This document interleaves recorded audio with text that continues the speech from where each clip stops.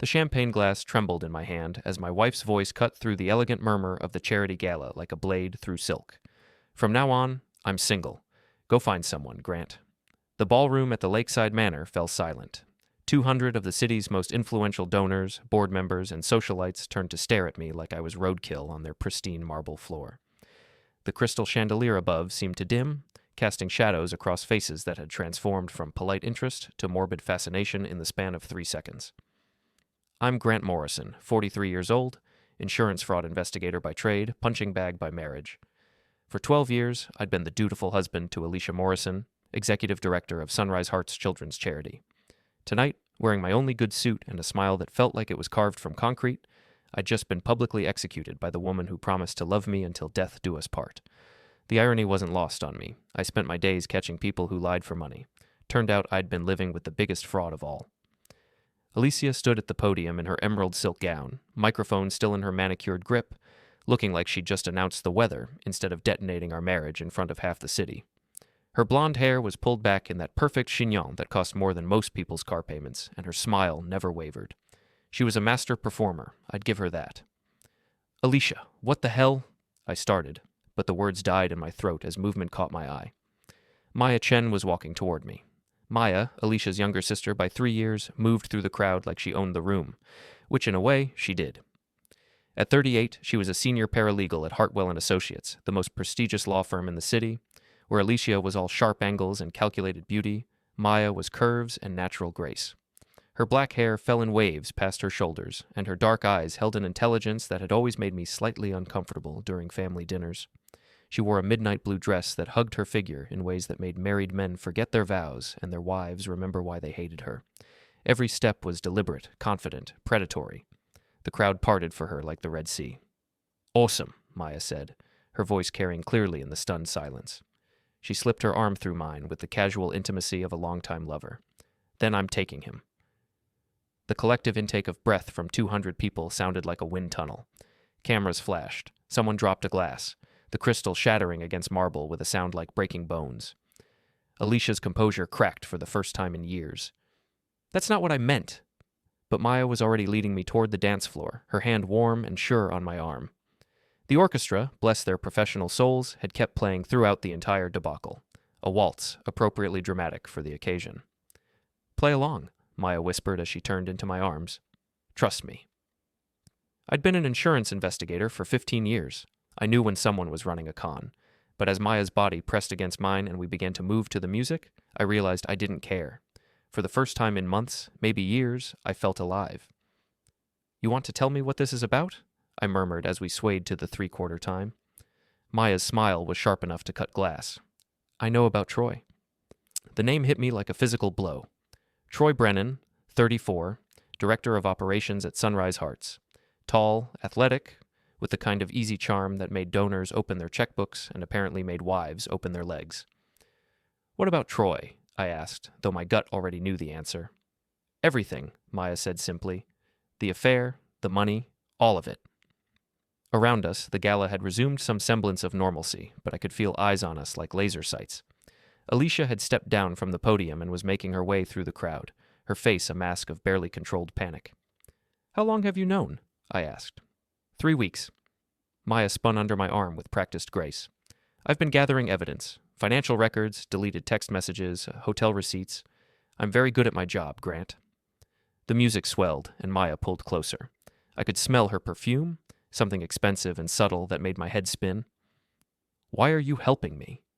Her dark eyes met mine, and for a moment, I saw something there that made my chest tight. Because you deserve better than what she's been giving you, and because I've been waiting 12 years for my chance. Before I could process what that meant, Alicia appeared at the edge of the dance floor. Her perfect composure was completely shattered now, mascara smudged, hands shaking. Maya, stop this right now, she hissed. This is my event. My marriage, my... Your what? Maya interrupted, never missing a step. Your husband? The one you just publicly humiliated? Or your charity? The one you've been embezzling from? The word embezzling dropped into the conversation like a grenade. Several nearby couples stopped dancing to listen. Alicia's face went white. You don't know what you're talking about. Phantom vendor payments to Brennan Luxury Auto Sales, Maya said conversationally. $47,000 over the past 8 months. Troy's little side business that doesn't exist on paper but somehow keeps cashing charity checks. I stopped dancing. My insurance investigator brain kicked into high gear, connecting dots with the speed of a supercomputer. Auto sales. That's how he's laundering the money. Maya nodded approvingly. Very good. He creates fake invoices for vehicle donations that never happened. Alicia approves the payments as director. The money goes into Troy's account, he takes his cut, and they split the rest. That's impossible, Alicia sputtered. The board reviews all expenditures over $5,000. Mrs. Kowalski is 83 and trusts you completely, Maya replied. She rubber stamps everything you put in front of her. The other board members are too busy with their own charities to pay attention to the details. Mrs. Eleanor Kowalski, board president of Sunrise Hearts for the past decade, was indeed a sweet old woman who treated Alicia like the daughter she never had. The betrayal would destroy her. You're lying, Alicia said, but her voice lacked conviction. Maya reached into her small purse and pulled out her phone. Would you like me to show everyone the text messages? The ones where you and Troy discuss which hotel to meet at? Or maybe the ones where you coordinate the fake invoices? The blood drained from Alicia's face so fast I thought she might faint. Around us, more people had stopped to listen. The orchestra played on, oblivious to the drama unfolding on their dance floor. How did you get my messages? Alicia whispered. Maya's smile was predatory. Cloud backup, sister dear. You use the same password for everything. Has since high school. Princess 23 isn't exactly Fort Knox. I had to admire the thoroughness. Maya had built an airtight case using nothing but publicly available financial records and Alicia's own digital stupidity. No hacking required, just good old-fashioned investigative work. Grant, you have to believe me, Alicia said, reaching for my arm. This is all a misunderstanding. Maya's jealous. She's always been jealous of what we have. I looked at my wife of 12 years, the woman I'd loved, supported, and trusted through everything. The woman who'd just announced our divorce in front of 200 people to cover for her affair and embezzlement scheme. What we have, I said slowly, is over. The finality in my voice seemed to hit Alicia like a physical blow. She stumbled backward, bumping into a waiter carrying champagne flutes. Glass crashed to the floor, drawing even more attention. Ladies and gentlemen, a voice called from across the room. If I could have your attention, please. Troy Brennan stood near the exit, looking like a deer caught in headlights. He was handsome in that generic way that women seem to love. Square jaw, perfect teeth, expensive suit that couldn't hide the fact that he was sweating through his shirt. There seems to be some confusion, Troy continued, his voice carrying the kind of practiced charm he used in donor meetings. I think it's best if we all just stay right where you are, Maya called out, her voice cutting across the ballroom like a whip crack. She stepped away from me and began walking toward Troy with the focused intensity of a predator who'd spotted prey. The crowd parted for her again, sensing blood in the water. Troy's eyes darted toward the exit, then back to Maya, then to Alicia. Classic flight response. I'd seen it 100 times in insurance fraud cases. The moment when the perpetrator realizes the game is up and starts looking for an escape route. Maya, let's discuss this privately, Troy said, backing toward the door. Oh, I think we're past private discussions, Maya replied. She reached into her purse again and pulled out a manila envelope. Especially since the board of directors is here tonight. Mrs. Kowalski, who'd been standing near the refreshment table looking confused and concerned, stepped forward. Despite her age, she moved with the authority of someone who'd been running charitable organizations since before I was born. Maya dear, what's going on? Mrs. Kowalski asked. This is most unusual behavior for a charity gala. Mrs. Kowalski, Maya said respectfully, I have evidence that Sunrise Hearts has been the victim of embezzlement. Significant embezzlement. The word rippled through the crowd like wildfire. Donors began whispering to each other. Phones appeared as people started recording, and I could see several board members pushing through the crowd to get closer.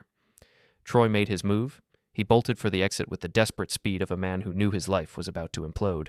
But Maya had anticipated this. She didn't chase him. Instead, she opened the manila envelope and pulled out a thick stack of documents. Security, Mrs. Kowalski called out, her voice surprisingly strong for an octogenarian. 2 security guards appeared from opposite sides of the ballroom, cutting off Troy's escape routes. He skidded to a halt in the middle of the dance floor, trapped and panicking.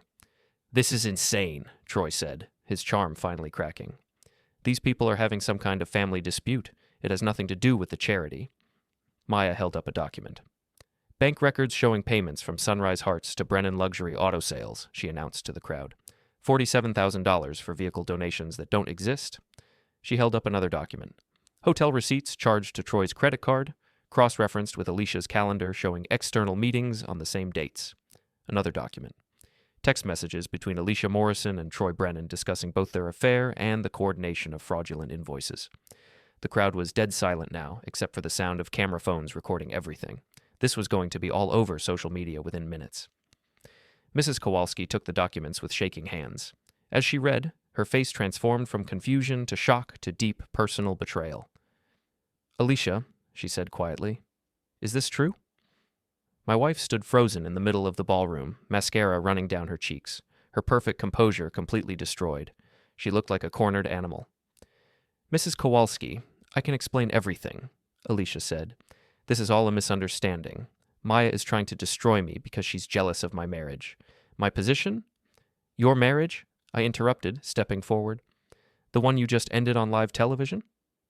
Nervous laughter rippled through the crowd. Someone was definitely live streaming this. "Grant, please," Alicia begged. "We can work this out.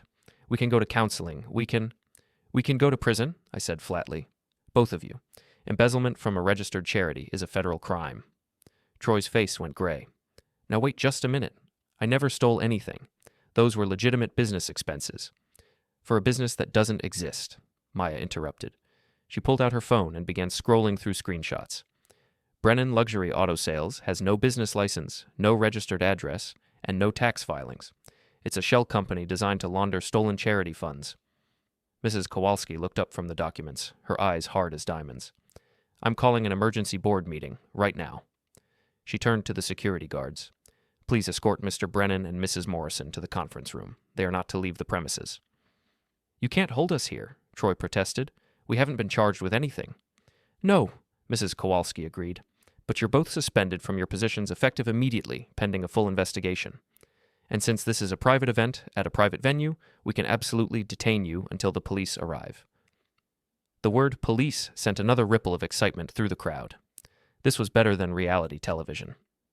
As security began escorting Troy and Alicia away, my wife turned back to look at me one last time.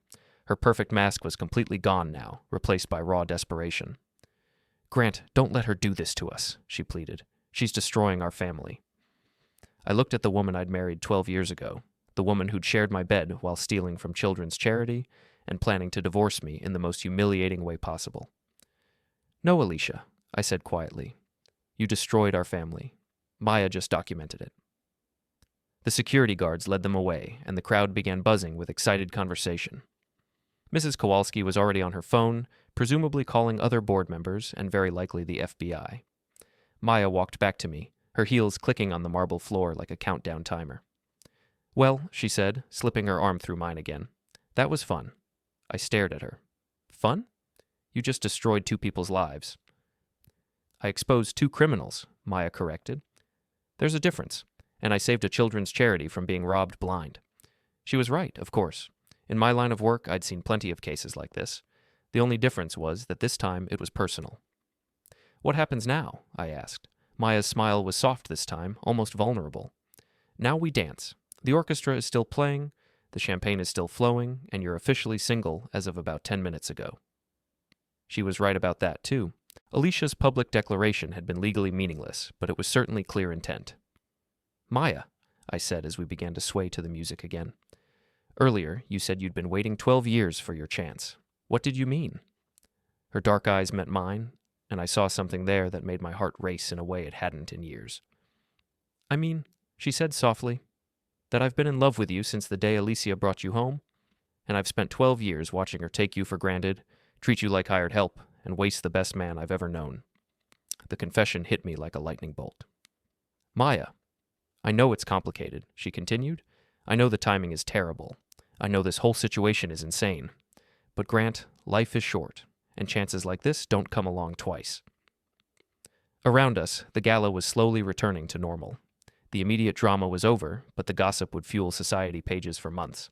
I could see people taking pictures of us dancing, probably already posting them with captions about the scandal of the year. "What about the investigation?" I asked. "The FBI, the charges, all of that?" Maya's professional confidence returned. "Alicia and Troy are looking at federal embezzlement charges, fraud, conspiracy, probably tax evasion. With the evidence I've gathered, it's an open and shut case. They'll both do time. And you? Won't there be questions about how you obtained the evidence? Everything I did was legal, Maya assured me. Cloud backups, public financial records, hotel receipts from a credit card Troy stupidly put in both their names. I'm a paralegal, Grant. I know exactly how far I can push without crossing any lines. The music swelled around us, and I realized that for the first time in years, I felt hope. Not just hope, I felt alive. The woman in my arms was brilliant, beautiful, and apparently had been planning this moment for over a decade. So, what do you say? Maya asked. Ready to start over? I looked into her eyes, then over her shoulder at the crowd of people who were still watching us with fascination. In a few hours, this would all be over the internet. By morning, it would be in the newspapers. My marriage, my wife's crimes, and my apparent new relationship would be public knowledge. Maya, I said, pulling her closer. I think I've been ready for 12 years. I just didn't know it. Her smile could have lit up the entire ballroom. As we danced, I caught sight of Mrs. Kowalski near the conference room, surrounded by board members and what looked like federal agents who'd arrived with impressive speed. The investigation was already underway. My phone buzzed with text messages, probably friends and coworkers who'd seen the drama unfold on social media. My daughter Emma, away at college, had probably seen it too. There would be a lot of explaining to do, but for now, there was just the music, the woman in my arms, and the intoxicating feeling of a new beginning rising from the ashes of the old. Grant, Maya said softly. Yeah? Thank you for trusting me. I spun her under my arm, drawing appreciative looks from the remaining crowd. Thank you for saving me. As the waltz came to an end, Maya leaned up and kissed me softly. Camera flashes went off around us like fireworks, capturing the moment that would define the rest of our lives. When we broke apart, she smiled that predatory smile that had first caught my attention. Oh, we're just getting started, she said, and somehow I knew she was right. 3 days after the gala, I sat in Maya's law office surrounded by enough evidence to convict a small army of white-collar criminals. Her workspace was organized chaos, legal briefs stacked in precise towers, 3 computer monitors displaying financial spreadsheets, and a corkboard covered with photographs, bank records, and timeline charts that looked like something from a police procedural. Coffee? Maya asked, not looking up from her laptop where she was typing with the focused intensity of a concert pianist. Please. I needed the caffeine. I'd barely slept since Saturday night, my mind spinning with the implications of everything that had happened. Maya poured from an expensive-looking coffee maker, handing me a mug that read, World's Greatest Paralegal. The coffee was perfect, strong, smooth, and exactly what I needed. The FBI wants to interview you tomorrow, she said, settling back into her chair. Agent Rebecca Torres, White Collar Crime Division. She's good. I've worked with her on other cases. What kind of questions? Standard stuff. How long you were married, whether you suspected anything, your knowledge of Alicia's work at the charity. They'll want to establish that you weren't involved in the embezzlement. I nodded, though the thought of being questioned by federal agents made my stomach clench. And you're sure I'm not in any legal trouble? Maya's smile was reassuring. Grant, you're an insurance fraud investigator with a spotless record and no access to charity finances. You're a witness, not a suspect. She pulled up a spreadsheet on her center monitor. Want to see how deep this goes? The numbers were staggering. Over the past 2 years, Alicia and Troy had stolen nearly $200,000 from Sunrise Hearts through their fake invoice scheme. The money had been funneled through Troy's non-existent auto business, then split between offshore accounts and cash purchases of luxury items. Jesus, I muttered, scanning the data. $200,000 from a children's charity. It gets worse. Maya clicked to another screen showing photographs of Troy's apartment. Ferrari in the garage, Rolex collection, designer clothes, all purchased with cash in amounts just under the federal reporting threshold. He knew exactly what he was doing. They both did. This wasn't a crime of passion, Grant. It was calculated, systematic theft from an organization that provides medical care to underprivileged children. The weight of that hit me hard. I'd known Alicia was selfish, but I'd never imagined she was capable of stealing from sick kids. Maya must have seen something in my expression because she reached across the desk and took my hand. Hey, this isn't your fault. I lived with her for 12 years. How did I not see this? Because she's a sociopath, Maya said bluntly. She compartmentalized her life perfectly. Loving wife at home, dedicated charity director in public, criminal in private. You saw what she wanted you to see. My phone buzzed with another text message. I'd been getting them constantly since the gala. Friends, coworkers, even my insurance company's HR department wanting to discuss the situation. Emma? Maya asked. I nodded. My 22-year-old daughter had been calling and texting nonstop since seeing the video of Saturday night's drama. She wants to come home from college to help me through this. That's sweet. She also wants to know if the rumors about us are true. Maya raised an eyebrow. What rumors would those be? I showed her my phone. Emma's latest text read, Dad, Twitter is saying you and Aunt Maya are together now. Please tell me you didn't rebound with Mom's sister at a charity gala. Maya laughed, a sound like silver bells. Your daughter has a point. The optics are pretty terrible. The optics are the least of my problems right now. Are they? Maya's voice was serious now. Grant, what happened Saturday night is going to follow you for a long time. People love a scandal, especially when it involves wealthy people behaving badly. You need to decide how you want to handle the attention. She was right. The video of Alicia's public declaration and Maya's subsequent revelation had gone viral. Dulce charity gala drama was trending on Twitter, and gossip blogs were having a field day with the story. What do you suggest? Maya leaned back in her chair, studying me with those dark eyes that seemed to see everything. We could lay low, wait for it to blow over, keep our relationship private until the legal stuff is resolved. Or we own it. We're two adults who found each other in a difficult situation. We have nothing to be ashamed of.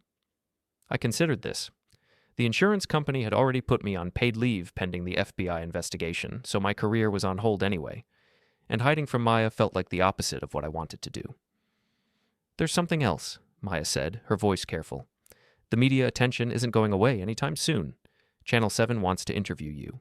The Tribune is running a feature story on charity fraud, and there are reporters calling the law firm asking about our relationship. Wonderful. Grant. Maya's voice was soft but firm. I need you to understand something. I didn't do this to get you. I did this because it was right, because Alicia and Troy were criminals who needed to be stopped. If you want to walk away from whatever this is between us, I'll understand. I looked at her sitting behind her desk, professional and composed, surrounded by the evidence that had destroyed my marriage and probably saved dozens of children from being robbed blind. Maya had risked her career, her family relationships, and her reputation to expose the truth. Maya, I said, standing up and walking around the desk to where she sat. I'm not walking away. I leaned down and kissed her, tasting coffee and possibility. When we broke apart, her cheeks were flushed and her professional composure had cracked just enough to show the woman underneath. Good, she breathed, because I have a confession to make. Another one? Maya's smile was wicked. I may have already given an exclusive interview to Channel 7. You what? Tomorrow at 5. They're running a segment on charity fraud, and I'm their expert witness. I thought you might want to be there. I stared at her. Maya, are you insane? The FBI investigation isn't even finished yet. Everything I'm sharing is already public record, or will be once the indictments are filed. And Grant, this is our chance to control the narrative.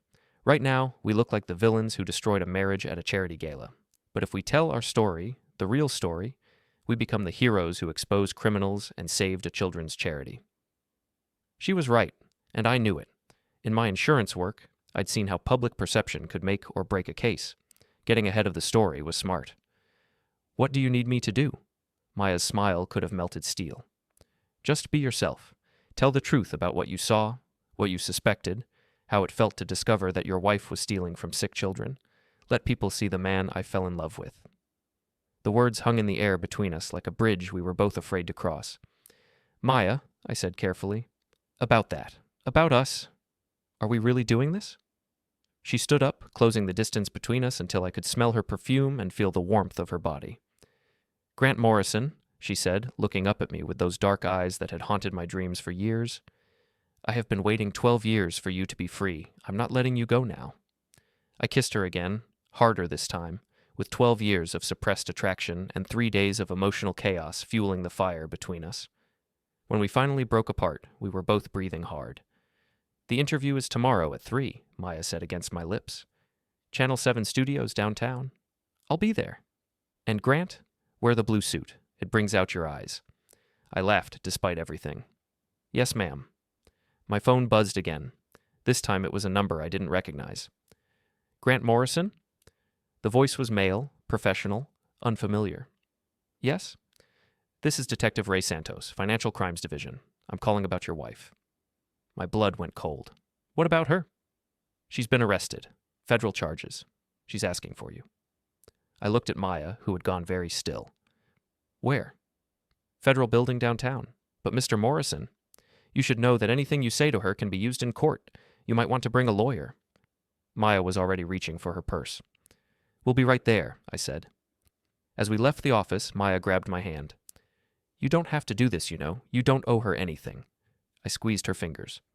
I know, but I need to see her. I need to understand how she became someone I didn't recognize. Maya nodded. Then we do this together. Together, I agreed. As we walked toward the elevator, I realized that for the first time in my adult life, I wasn't facing a crisis alone. The woman beside me was brilliant, brave, and apparently willing to walk into hell with me. It was a good feeling. The federal building downtown looked like a fortress of gray stone and tinted glass, designed to intimidate anyone who entered its halls.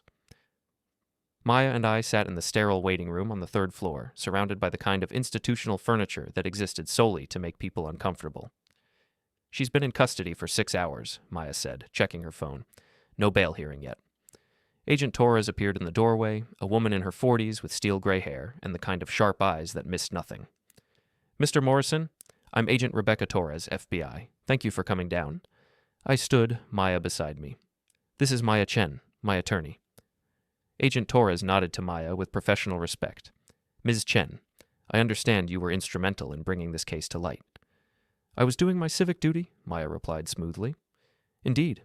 Mr. Morrison, your wife has been charged with embezzlement, conspiracy to commit fraud, and money laundering. She's waived her right to have an attorney present and is asking to speak with you specifically. Is that advisable? I asked. That's between you and your attorney, but I will tell you that this conversation will be recorded and anything said can be used as evidence in federal court. Maya squeezed my hand. It's your choice, Grant. But remember, she's not the woman you married anymore. She's a defendant in a federal criminal case. I thought about that. The Alicia I'd married would never have stolen from a children's charity. But then again, the Alicia I'd married wouldn't have announced our divorce at a public event either. I'll see her, I decided. Agent Torres led us down a hallway lined with interview rooms. Through a one-way window, I could see Alicia sitting at a metal table, still wearing the emerald dress from Saturday night.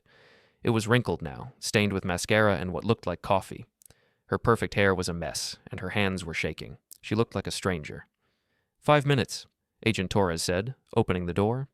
Alicia looked up as I entered, and her face crumpled with relief. Grant, thank God. I knew you'd come. I sat across from her, Maya taking the chair beside me. The room smelled like disinfectant and desperation. Alicia, I said carefully, how are you holding up? How do you think? Her voice was raw, exhausted. I've been in a cell for 6 hours. They took my jewelry, my purse, even my shoes. They're treating me like a common criminal. You are a common criminal, Maya said quietly. Alicia's eyes flashed with the old fire. I didn't ask you here, Maya. This is between me and my husband. Ex-husband, I corrected. You made that pretty clear on Saturday. Alicia's face softened, and she reached across the table for my hands. I didn't pull away, but I didn't respond either. Grant, that was a mistake. I was emotional, confused. The stress of running the charity, the pressure from the board, everything just got to me. I didn't mean what I said. Which part didn't you mean? I asked. The divorce announcement or the part where you've been stealing from sick children? I never stole anything. Alicia's voice rose, then dropped as she remembered where we were. Those payments were legitimate business expenses. Troy was helping the charity acquire vehicles for our transportation program. Maya pulled out her phone and showed Alicia a screen full of bank records. Brennan Luxury Auto Sales doesn't exist, Alicia. There are no vehicles. There's no transportation program. There's just you and Troy stealing money and splitting it between offshore accounts. Alicia stared at the evidence, her face cycling through shock, denial, and finally, defeat. How long have you known? She whispered. 3 weeks, Maya replied. Ever since I ran a background check on Troy and discovered his business had no business license, no tax filings, and no registered address. Why? Alicia asked. Why were you investigating him? Maya's smile was sharp. Because I've been in love with your husband for 12 years, and I wanted to know what kind of man was sleeping with my sister. The confession hung in the air like a bomb waiting to explode. You what? Alicia's voice was barely a whisper. I said I've been in love with Grant since the day you brought him home, and I've spent 12 years watching you treat him like hired help while you played queen of the charity circuit. Alicia turned to me, her eyes wide with shock and betrayal. Grant, is this true? Are you sleeping with my sister? As of Saturday night, we're not your anything, I replied. You made sure of that when you announced our divorce in front of 200 people. But you can't be with Maya. She's my sister. She's family. So were you, I said quietly, until you decided to steal from children and cheat on our marriage. Alicia broke down then, sobbing with the kind of raw desperation I'd never seen from her before. The composed, controlling woman I'd married was completely gone, replaced by someone I didn't recognize. Grant, please, she begged through her tears. I know I made mistakes, but we can fix this. We can go to counseling. We can work through the trust issues. Don't throw away 12 years of marriage for her. I looked at the woman across the table, the woman who'd shared my bed while planning to leave me, who'd stolen from the charity she claimed to love, who'd humiliated me in the most public way possible. Alicia, I said gently, you threw away our marriage the moment you started sleeping with Troy. Everything else is just consequences. I love you, she whispered. No, I replied. You loved the idea of me, the stable husband, the reliable income, the respectable marriage that looked good at charity events. But you never loved me enough to be faithful, honest, or even kind. Maya reached over and took my hand, her fingers warm and sure. Grant's right, Maya said to her sister. You had a good man who adored you, and you treated him like furniture. You had a position of trust at a children's charity, and you used it to steal money. You had a family who loved you, and you betrayed all of us. Alicia's sobs turned to anger. This is all your fault. You seduced him. You turned him against me. I documented your crimes, Maya corrected. I didn't seduce anyone. Grant made his own choices, just like you made yours. Agent Torres appeared in the doorway. Time's up. As we stood to leave, Alicia grabbed my arm with desperate strength. Grant, don't leave me here. Please, I can't go to prison. I won't survive it. I looked down at her, really looked at her for what felt like the first time in years. The perfect makeup was gone, revealing lines of stress and age I'd never noticed. The designer dress was wrinkled and stained. The manicured nails were chipped, but it was her eyes that told the real story. They were the eyes of someone who'd finally been caught, who'd run out of lies and excuses and charm. They were the eyes of a stranger. Alicia, I said softly, you should have thought about that before you decided to steal from children. I gently removed her hand from my arm and walked out of the room without looking back. In the hallway, Maya was quiet until we reached the elevator. How do you feel? She asked. I thought about it as we descended toward the lobby. Free, I said finally. For the first time in years, I feel free. Maya smiled and squeezed my hand. Good, because we have a television interview in 2 hours, and I want the whole world to see the man I fell in love with. As we walked out of the federal building into the afternoon sunshine, I realized that my old life was officially over. My marriage, my routine, my carefully constructed world of denial and compromise, all of it was gone. But walking beside me was a woman who'd risked everything to expose the truth, who'd waited 12 years for her chance, and who was brave enough to face the future with me. It felt like the beginning of something extraordinary. Maya, I said as we reached her car, yeah? Thank you for everything. She stood on her toes and kissed me softly, right there on the steps of the federal building where my wife was being held on felony charges. Thank you for being worth waiting for, she replied, and for the first time and longer than I could remember, I believed her. Channel 7's studio was smaller than I'd expected, all bright lights and carefully arranged furniture designed to look casual while being anything but. Maya sat beside me on a burgundy couch that probably cost more than my car, looking perfectly composed in a navy blue blazer that made her look like she belonged on television. I, on the other hand, felt like I was about to throw up. 30 seconds, the producer called out, a young woman with a headset and the kind of efficient energy that made me tired just watching her. Across from us, Jennifer Walsh, Channel 7's investigative reporter, shuffled through her notes one final time. She was in her 30s, blonde, with the kind of sharp intelligence that had made her the go-to journalist for white-collar crime stories. Remember, Maya whispered, just tell the truth. Don't embellish, don't speculate, just stick to the facts. I nodded, adjusting my tie for the 100th time. Maya had been right about the blue suit. It did bring out my eyes. Though right now, my eyes probably looked like those of a deer caught in headlights. And we're live in 3, 2, 1. The red light on the camera blinked on, and Jennifer Walsh transformed from casual professional to television personality in the span of a heartbeat. Good evening. I'm Jennifer Walsh with Channel 7 Investigates. Tonight we bring you an exclusive look at a charity scandal that has rocked the city's philanthropic community. With me are Grant Morrison and Maya Chen, the couple at the center of what's being called the Sunrise Hearts fraud case. She turned to us with practiced ease. Mr. Morrison, let's start with you. Saturday night at the Lakeside Manor Charity Gala, your wife of 12 years publicly announced she was divorcing you. What was going through your mind in that moment? The question I'd been dreading. I took a breath and tried to channel the confidence Maya seemed to radiate effortlessly. Honestly, Jennifer, I was shocked. Not just by the public nature of the announcement, but by the timing. We were at a charity event for Sunrise Hearts, an organization that provides medical care to underprivileged children. It seemed like an inappropriate venue for personal drama. But it wasn't just personal drama, was it? Ms. Chen, you stepped in immediately with some rather explosive allegations. Maya leaned forward slightly, her voice calm and professional. I had been investigating financial irregularities at Sunrise Hearts for several weeks. As a paralegal with experience in white-collar crime, I recognized the patterns of embezzlement in the charity's financial records. What kind of patterns? Phantom vendor payments, Maya explained. Large sums being paid to a company called Brennan Luxury Auto Sales for vehicle donations that never materialized. The payments were always just under the threshold that would trigger board review, and they were approved by my sister, Alicia Morrison, in her capacity as executive director. Jennifer Walsh's eyebrows rose. Your sister. So this was a family matter that became a federal case? This was a federal case that happened to involve family, Maya corrected. The relationship made it more difficult emotionally, but it didn't change the fact that crimes were being committed. Mr. Morrison, did you suspect your wife was having an affair? The question hit like a punch to the gut, but I'd known it was coming. I suspected our marriage was in trouble, I said carefully. Alicia had become distant, secretive. She was working late more often, taking calls she wouldn't explain. But I attributed it to stress from her job. I never imagined she was stealing from the charity or having an affair with her director of operations. When did you first learn about Troy Brennan's involvement? Saturday night, when Maya told me. She had evidence, bank records, text messages, hotel receipts.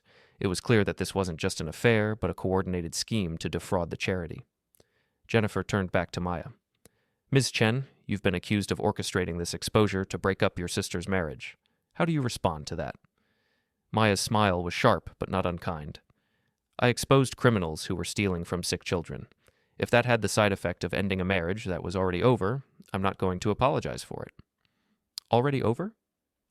Mr. Morrison had been emotionally abandoned by his wife long before Saturday night. She was using him as a cover for her criminal activities and her affair. The marriage existed on paper and for public appearances, but it wasn't a real partnership. And now you two are together romantically. I felt my face flush, but Maya answered without hesitation. We're exploring a relationship, yes? Grant is a good man who deserved better than what he was getting. I've cared about him for years, and now that he's free to make his own choices, we're seeing where this leads. Mr. Morrison, your wife and her alleged co-conspirator are facing federal charges. How does that make you feel? I thought about Alicia in that interview room, broken and desperate, begging me not to leave her there. It makes me sad, I said honestly. I loved my wife for 12 years. I never wanted to see her in federal custody. But I also think about the children who depend on Sunrise Hearts for medical care, and the donors who trusted their money would be used to help those children. Alicia and Troy betrayed that trust in the worst possible way. What's next for both of you? Maya and I exchanged a look. We'd discussed this, but it still felt surreal to be talking about it on television. The FBI investigation is ongoing, Maya said. I'll continue to cooperate with federal prosecutors to ensure that justice is served. Beyond that, we're taking things one day at a time. Mr. Morrison? I'm focused on rebuilding my life, I said. This has been a difficult time, but I'm grateful for the truth, even when it's painful, and I'm grateful for people like Maya who have the courage to do what's right, even when it's hard. Jennifer Walsh smiled, sensing we were approaching the end of the interview. Any final thoughts for our viewers? Maya spoke first. Charity fraud is more common than people think. Donors should research organizations before giving, ask for detailed financial reports, and don't be afraid to ask hard questions about how their money is being used. Mr. Morrison? I looked directly into the camera, thinking about everyone who would see this. My coworkers, my friends, my daughter Emma, probably even Alicia from her federal holding cell. Sometimes the people we trust most are the ones who betray us most completely, I said. But that doesn't mean we should stop trusting. It means we should trust wisely, and when we discover the truth about someone, we should have the courage to act on it. And cut, the producer called out. That's a wrap. The lights dimmed, and the artificial energy of television production evaporated. Jennifer Walsh stood and shook our hands. Excellent interview, she said. This will air tonight at 11 with follow-ups as the federal case develops. As we walked out of the studio, Maya took my arm. How do you feel? She asked. Like I just jumped out of an airplane without knowing if my parachute would open? Maya laughed. Well, for what it's worth, I think you stuck the landing. My phone buzzed with a text from Emma. Dad, just saw a preview of your interview online. I'm proud of you, and Aunt Maya is a badass. I showed Maya the message, and her smile could have lit up the parking lot. I like your daughter, she said. She likes you too, always has. We reached Maya's car, a sleek BMW that somehow managed to be both practical and elegant, just like its owner. Grant, Maya said as we got in, there's something I need to tell you. My stomach dropped. After everything we'd been through, I wasn't sure I could handle another revelation. What is it? Maya started the engine but didn't put the car in drive. Instead, she turned to face me, her dark eyes serious. The federal prosecutor called this afternoon. They're offering Alicia and Troy plea deals. What kind of plea deals? Alicia would plead guilty to embezzlement and conspiracy charges. 5 years in federal prison, full restitution to the charity, forfeiture of all assets purchased with stolen funds. And Troy? Same deal, but 7 years because he was the primary architect of the scheme. I absorbed this information. 5 years. Alicia would be 48 when she got out, assuming she took the deal. What happens if they don't take the plea? They go to trial. If convicted on all charges, they're looking at 15 to 20 years each. The numbers were staggering. My wife of 12 years was facing the possibility of spending the next 2 decades in federal prison. Maya, I said quietly, do you ever regret what you did? She was quiet for a long moment, her hands resting on the steering wheel. I regret that it came to this, she said finally. I regret that Alicia made the choices she made. I regret that children suffered because of her greed. But do I regret exposing the truth? No, never. I reached over and took her hand. I'm glad you did it. Even though it destroyed your marriage. My marriage was already destroyed. You just made it impossible to pretend otherwise. Maya squeezed my fingers. Grant, I need you to know something. Whatever happens between us, whatever this becomes, I didn't do this to get you. I did it because it was right. I know, I said. That's one of the reasons I'm falling in love with you.